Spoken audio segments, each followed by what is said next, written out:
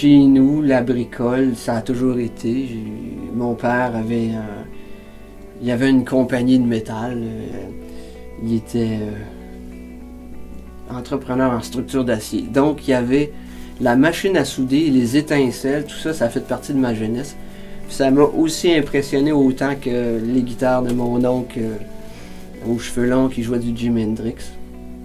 Tout ça me fascinait. Et puis j'allais à sa compagnie, puis je voyais des étincelles. Quand on descendait dans la shop, en bas, dans l'atelier, on voyait des étincelles. Des flashs, tout ça. Je disais, wow! What's building in there, comme disait Tom Waits.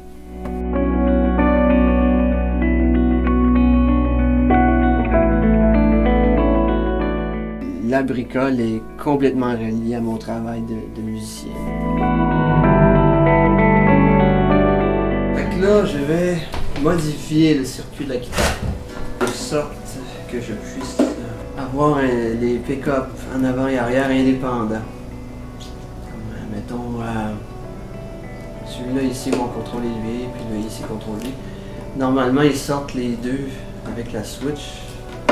Ils sortent par la même sortie. Alors, je vais ajouter ici une autre sortie. Il y a deux sorties ici. Fait que je vais avoir les pick-up indépendants. Ça va me servir à quoi? Ben, ça veut dire que d'un côté, je vais pouvoir avoir un setup. Mettons un setup de guitare assez classique, normal. Puis de l'autre côté, je vais pouvoir y mettre n'importe quoi. Là, je vais blender ça ensemble. Ça va me donner, je le sais pas, ça va me donner un son. J'ai une idée pour une chanson. En tout cas, bref, je fais de la recherche et création. Si j'écrivais ça, peut-être dans une demande de subvention, ils ne comprendraient pas, puis peut-être que je pourrais pas l'avoir.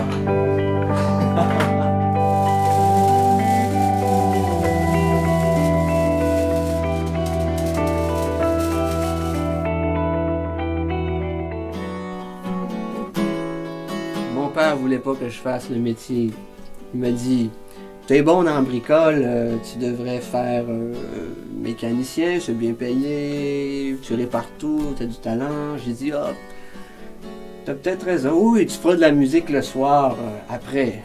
Ah, peut-être qu'il avait raison. Fait que je l'ai suivi. Je suis pas allé faire des cours d'histoire ou de littérature. Je suis allé étudier la mécanique diesel. J'ai même un diplôme.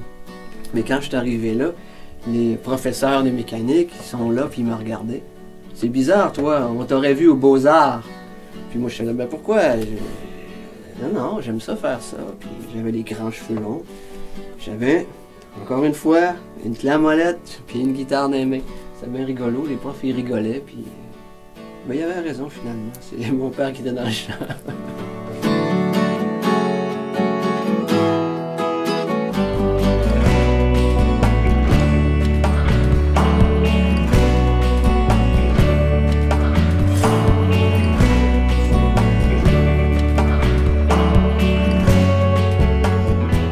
Après toute cette aventure-là, j'ai vendu mes outils puis je suis allé je suis allé au cégep en musique. J'ai fait quoi, 1 an et demi, j'ai rencontré plein de monde. C'est là que j'ai rencontré Marc Derry. Puis là, on s'est dit, on va faire un groupe et on va aller gagner notre vie.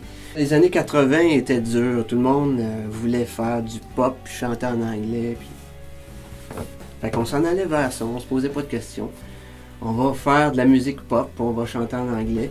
Une fois qu'on a eu fini avec ces histoires de cover puis de top 40 dans les bars, on est venu voir ce qui... personnellement, je suis venu voir un peu ce qui se passait à Montréal. Il y avait des concours de musique underground, rock en vol, puis ces choses-là. À travers ces choses-là, j'ai été guitariste pour Les Tâches, j'ai rencontré d'autres mondes, puis Jean Leloup est arrivé. J'ai joué pour lui. Depuis le début de ce siècle, nous avons vu l'apparition du moteur Ford à explosion. Jean Leloup, c'est ce qui commençait à sortir un peu du contexte.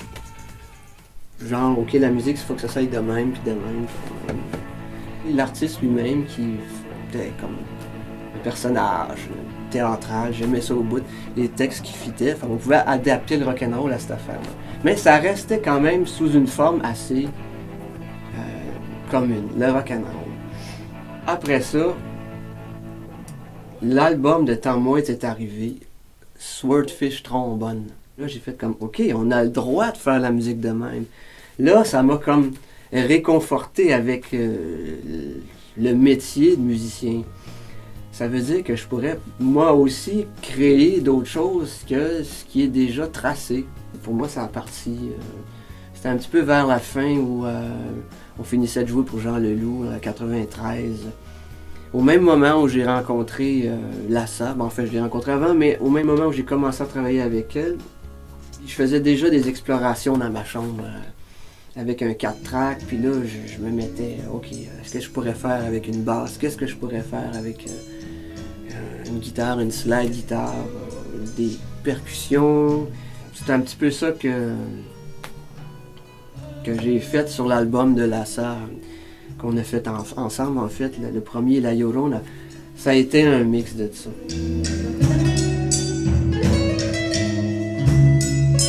Fait que, faudrait que je l'essaie. Oh! Ça me donne ce son de...